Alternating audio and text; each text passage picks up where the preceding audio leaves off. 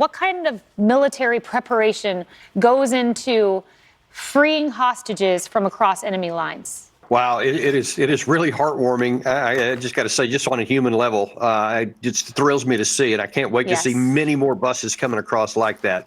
But this is the same kind of operation, really, that the military will do, even on an offensive operation. Everything is meticulously planned. They do lots of intelligence preparation. They certainly have lots of eyes on the path. They want to keep it secure. They want to make sure that there are no surprises. They want to make sure there are no ambushes, because, even Hamas doesn't have complete control in their area. And there's some other elements like Islamic Jihad and even some other elements beside that might want to foil this and just cause more trouble. So Israel has to be very, very diligent all the way through to make sure that these people are safely back into their friendly territory.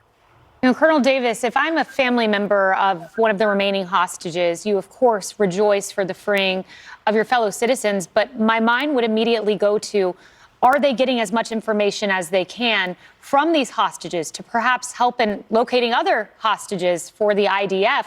How do you balance that, taking care of the person as they come across, but also gathering and debriefing and getting that information when seconds count? That's a great point, Kaylee.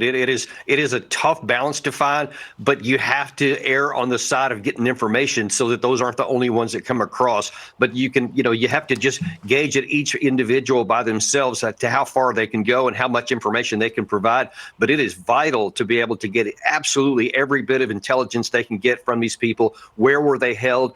How many people did they see? How were they treated? Do they remember how they got from one place to another? Every little bit of information like that can help Israel find other people. If they get enough information, they can perhaps piece together information from their own satellite imagery, from the drone coverage, that they can maybe figure out where some of these people are and maybe even get some hostages released by capturing them if they're not released later on.